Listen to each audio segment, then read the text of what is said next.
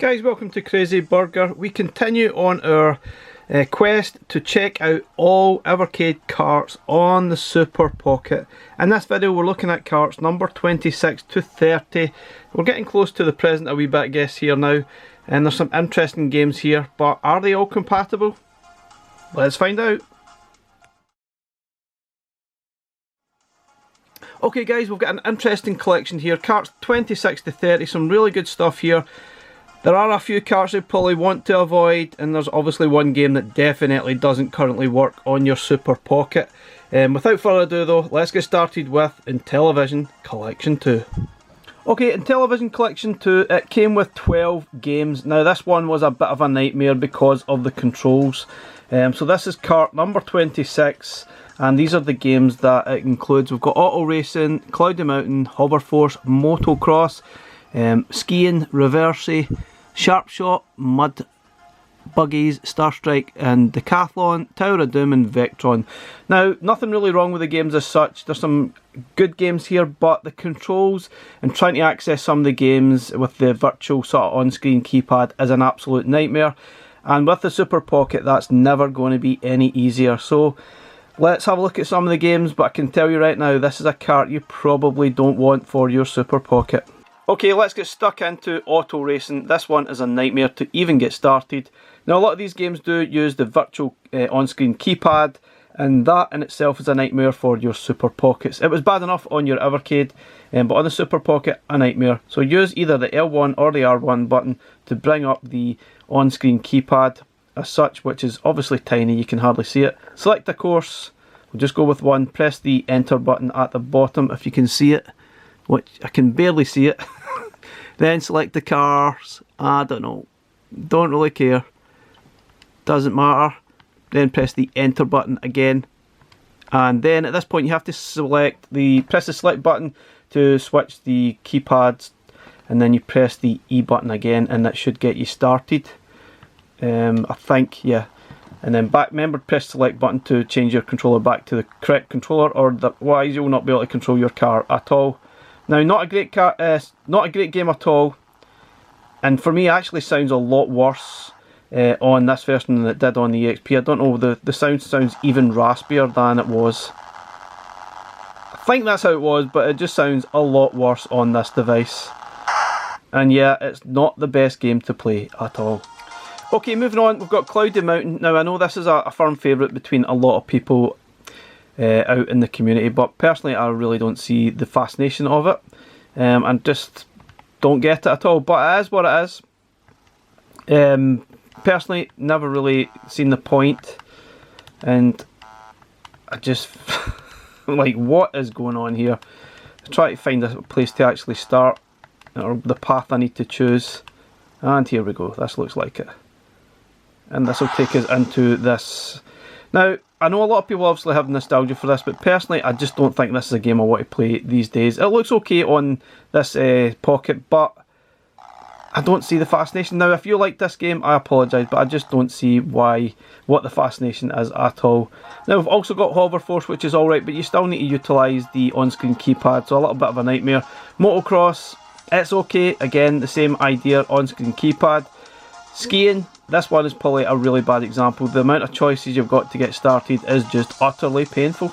Now, this is actually alright once you get started, but the amount of choices before you even get there is just utterly painful. So you need to utilise the on-screen keypad, press enter, and then you get so many other choices, downhill, uphill. It just goes on and it just becomes utter tedium. Now, I think this game would be pretty decent, I guess, if you had the patience to put up with it. But the controls, just like the full cart, are a bit of a nightmare. So we've got Reversey as well, don't see the point in that. I've never even managed to get the game started. Sharp Shot, an utterly pointless game. Mud Buggies, nope, not for me. Star Strike is okay, but very brief and boring. Decathlon, oh god, absolutely not. Tower of Doom, this one's actually quite good, I quite like this one. This one is probably why I would buy the cart. Let's have a look at it. Now again, you have to utilise the on-screen keypad, but it's not too bad on this one. However, it is very, very awkward trying to reach round to those shoulder buttons and press the E button and at the same time. An absolute nightmare. See, we can just change the levels how deep you want it to be. No sniggering in the back. Now, no doubt for me, this is definitely the best game on the collection. Now, I guess a lot of people might disagree with that, but this is the one I found to be the most enjoyable to actually play through. Certainly a little bit fiddly with the controls. You can see you've got your sort of things to choose on the side here, but it's still pretty fun to explore through the dungeons here. Obviously the graphics are a little bit old hat, but still pretty decent game, I think. Okay, we've also got Vectron, which is really tough to understand, but overall guys, I'm not sure I'd recommend this collection. This is definitely only for those with patience and nostalgia for your Intellivision games back in the day. Personally, I think this is a really bad cart with tough controls. Just doesn't work for me. Okay, let's have a look at the dual cart of Always Awakening and Cathedral. Now, we already know that Cathedral does not work at present on the Super Pocket. So right away you're already down one game. Now, even though Always Awakening is a superb game, I'm not really sure it's worth buying at present just for one game, given that Cathedral doesn't work. Two excellent games, no doubt about it. And I'm pretty sure Cathedral will be fixed at some point very soon. But at present, not sure if this is one you want to pick up. Always Awakening is absolutely superb though, so let's check that one out. Okay, obviously Cathedral does not work at the minute, but I'm pretty sure this will be fixed. I know the developer is working on this at present, so hopefully this will be fixed within the coming weeks and you'll be able to play it on your Super Pocket. But obviously, word of warning, it does actually utilise the shoulder buttons in-game, so even though if it does work, it might be a bit of a problem to actually play through. So let's play through Always Awakening, which is absolutely superb. Now, I'd even go as far to say this could be one of the best games on Evercade, without a doubt. It's absolutely brilliant. I really enjoyed playing through this. It certainly is a good challenge. Maybe it takes about 6 hours or so to finally complete the game, but excellent stuff. See here, I've actually put in 4 hours onto this, but I'm pretty sure it was a lot longer, and I've still got some things to actually find. But let's start a new adventure. Certainly a very good looking game. Starts off easy enough and just a little bit of tutorial for the first couple of sort of screens. But I think you can see here, it looks fantastic. Without doubt, one of my most favourite Evercade games. And I could probably just about say maybe it's worth it to buy this cart just for this one game. It's a tough choice, it really is. I think the only thing I don't like about the game is that the enemies do respawn all the time. Go off the screen, come back on, the enemies just respawn again. It does get a little bit annoying, but I guess it would be boring if you were going through empty screen after empty screen, because you do have to go back and forth quite often, because you will get lost, you will get stuck, but you'll still want to play on and figure out what to do. It's that good. Okay, Indie Heroes 2, this comes with 12 games, and this is cart number 28. I really quite enjoyed this collection, quite nice. Again, a lot of these games are pretty short, but there's still some quality games to be had here, and there was a couple I thoroughly enjoyed on Evercade, which was the Grunio Zerka trilogy. Absolutely brilliant, and Tapeworm Disco Puzzle, which was brilliant. There's a few other good games in between, and a few other sort of games not so great, but let's have a look how they perform on the Super Pocket. Okay, let's have a look at Indie Heroes. Certainly some really good games and fun stuff to play through. Let's have a look at Anguna. Obviously, we already have Anguna on the original Indie Heroes collection, which was the Game Boy Advance. This is the NES sort of remake, I don't know, one of the two. And it's really good. It's still decent, very similar, but if you like this style of game, you'll probably enjoy playing through this one as well, and it does look and play very well on this device as well. Okay, moving on, we've got Beer Slinger, which is actually quite good fun to play through, a bit like Tapper, that kind of thing. Very basic, but pretty good fun. Cowlitz Gamer's Adventure is fine on this one, gets a little bit tricky though. Ira the Crow Maiden was good fun. Let's have a look at that. It's certainly one of the better games on the collection. I enjoyed playing through this one from start to finish, and it's certainly a very good looking game. I think this is a Mega Drive version. Great sounds too.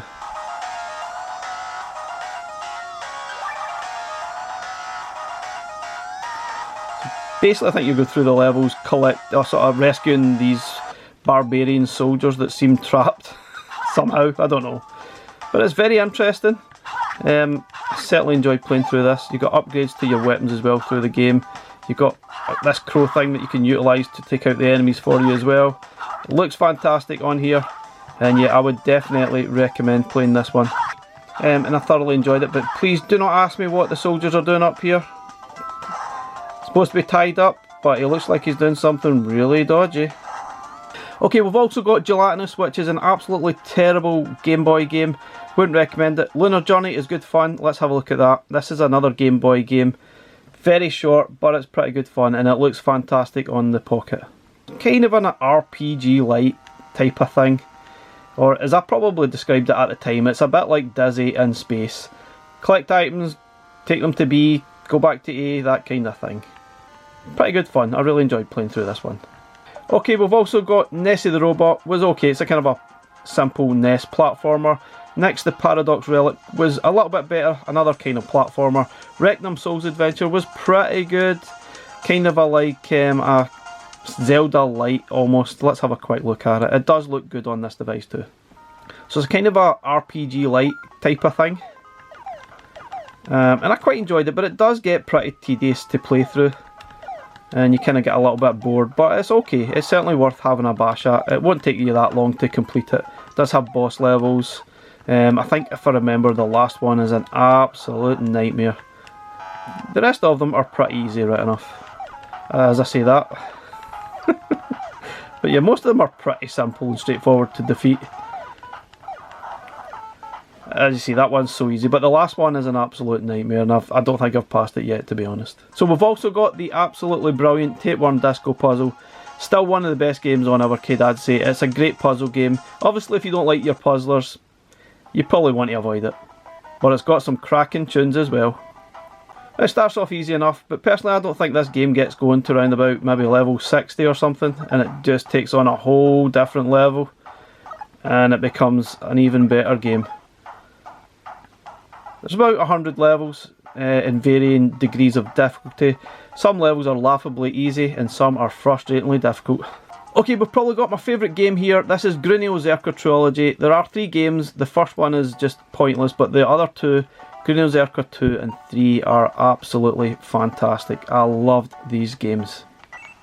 Certainly games I'd never heard of before, and that's the joy of Evercade, is discovering those games you'd never heard before, playing them, loving them. Yeah, that's what it's all about. Now the only thing about this game is the controls are absolutely fiddly as anything, especially for Grunio Zerka 2. But if you get used to it, you'll enjoy it. It's a fantastic puzzler.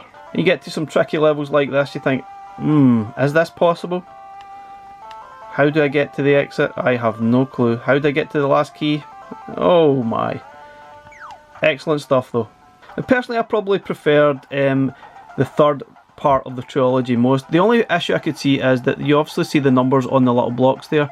That tells you how many times you need to activate it, and it probably is a little bit tricky to see on the Pocket. But otherwise it looks fantastic, and it's a great little game. But if you get bad eyesight you might not be able to see those numbers properly, which would be a shame.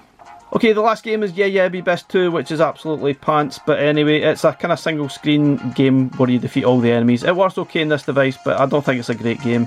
And that's it. Overall, I think this is a reasonably good cart. Some good games here. It works great in the Pocket, but some of the games are pretty short. You'll complete this pretty quick. Personally, I would buy it just for Tapeworm and Grunio Zerka because they are fantastic, and you will not complete those games in 5 minutes. Okay, we're definitely getting closer to the present now. This is Pic Collection 3 that was only released a few months ago. This comes with 10 games, and it's certainly an interesting batch of games. We've got cart number 29, so probably not the most amazing selection of games on here, but overall as a package, as a cartridge, it's probably reasonably good value for money. There's a couple of games that will certainly give good value and plenty of playthrough, such as the 40 Winks game, but it's not particularly an amazing game. Let's check out some of the games and check their compatibility with the Super Pocket. Okay, let's have a look at some of the games. We'll probably start with 40 Winks. This is obviously the PlayStation game. Now, personally, I don't think 40 Winks is amazing. It's a very average game for me, but you might find some enjoyment playing through it. It certainly works pretty well on the Pocket. It looks really nice, doesn't it, on the Pocket?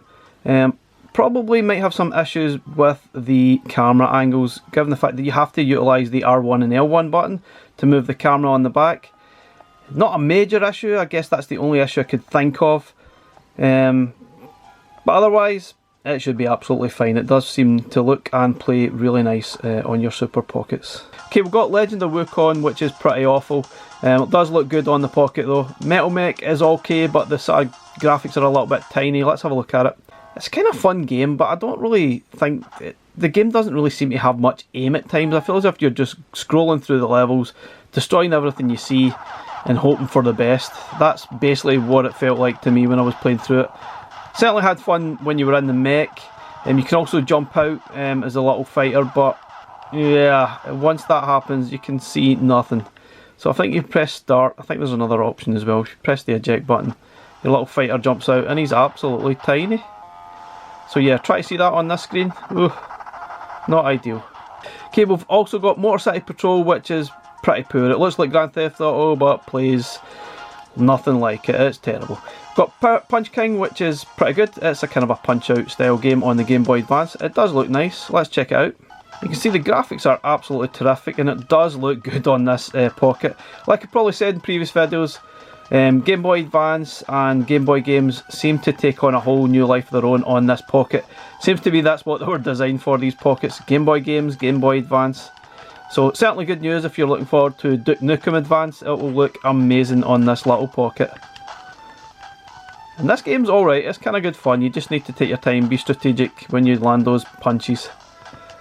This is only the first fight or two, so just don't run out of stamina. Okay, we've got Radical Bikers. This is, I think it's a Game Boy Color game, and it's really good fun to play.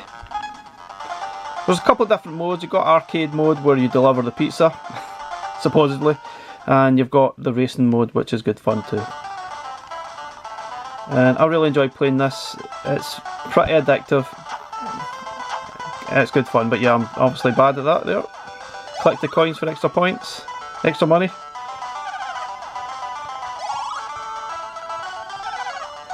Yeah, definitely recommend this one. This one surprised the heck out of me. Thoroughly enjoyed it. Okay, we've got Stanley the Search for Dr. Livingston. It's alright, kind of a sprawling RPG, platformy, adventure style game. It's okay. We've got Super Bubble Pop, which is kind of like a Bust a Move style Game Boy Advance game. It's alright, I think. Or is it PlayStation? I can't remember now. Sword of Sodon. Nah, forget that one. It's terrible. Looks good, but it's terrible. And we've also got Zero Tolerance, the first-person shooter on Mega Drive. Now this definitely worried me at the time because of the small screen for the viewing purposes, but let's check it out anyway. So you can see here your viewing screen is pretty small even on the Pocket, but even saying that, it actually works pretty well. It does look nice. Probably not ideal. I mean, it wasn't ideal on the XP, given the fact we've now got an even smaller screen. It makes things even trickier, but it seems okay. This works a lot better than I thought it would on the Pocket. I thought it would probably be unplayable given the fact that the screen is so small. So overall guys, I probably would recommend Pic Collection 3 because it's got some really nice games. It's got a really good variety to it. Definitely one worth picking up. Didn't see any massive issues with the games as such. They're all perfectly compatible with the Pocket. And yeah, I probably would recommend it. It's not amazing, but it's certainly a good enough collection to add if you're interested at all. Okay, on to the Sydney Hunter collection. This cart only has 4 games. This was collection number 30. Obviously it only had 4 games. I had Sydney Hunter and the Shrines of Peril, which was in television, Sydney Hunter and the Sacred Tribe, which was the Master System game, Sydney Hunter and the Caverns of Death, which was SNES, and this all new game from the last couple of years called Jester, which I think was a NES version. Probably not the best value collection, but some of the games are certainly playable and good fun, even though they're pretty short-lived. Will they work on the Super Pocket? Let's find out.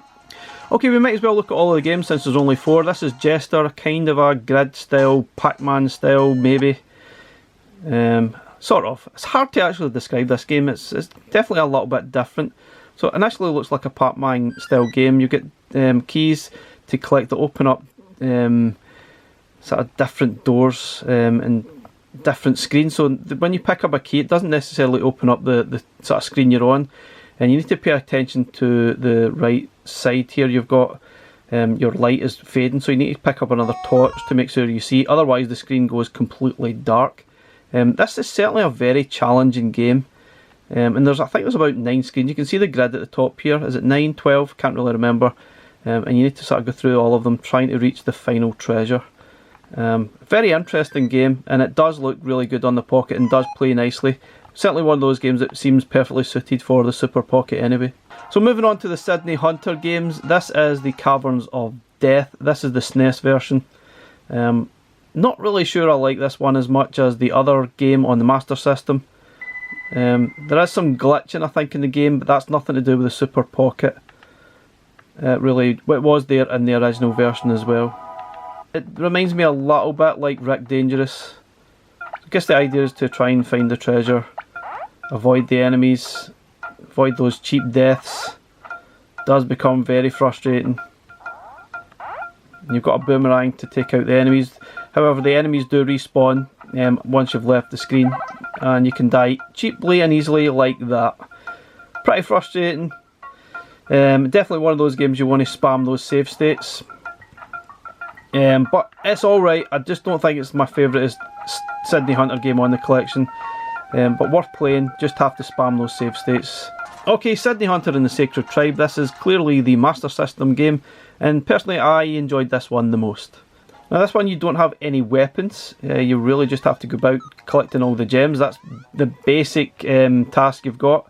No weapons, but you need to avoid all the enemies, you need to avoid the spikes, the fire, all that kind of thing, whilst trying to collect the gems. I actually enjoyed this one, surprisingly more than I thought I would. So much like the other Sydney Hunter game, you will have a lot of cheap deaths. I would recommend highly to spam those save states, because it's very tricky to play through and you will die a lot, but I quite enjoyed this one. So the last one is Sydney Hunter and the Shrines of Peril, which is a Intellivision game. It kind of feels like a remake or kind of re-imaging of the Smurfs on Intellivision. It's not great, it really isn't great at all. It seems like a filler game to me. There's other games I think they could have probably added, or versions of the same game. This one, nah, I didn't enjoy it. Got little jump, high jump, don't know. It just becomes tedious very quickly. Now overall, not sure I'd recommend Sydney Hunter. There's a couple of good games that you might enjoy playing. They do look fantastic on the Pocket, no doubt. No massive issues there. But it really depends if you want to play these types of games or not. If you're not a big fan, probably one of those ones you want to forget. However, if you are a fan, you'll probably really enjoy these games. Probably not the longest at all. Probably not the best value cart you'll ever buy. It really is up to you. Why do I die at this part every time? Absolutely bonkers. Okay guys, that's our look at carts 26 to 30 on the Super Pocket. A mixed bag there, certainly a couple you probably want to avoid, maybe a couple you want to pick up. Let me know your thoughts guys, we'll catch you again in the next one. Bye for now.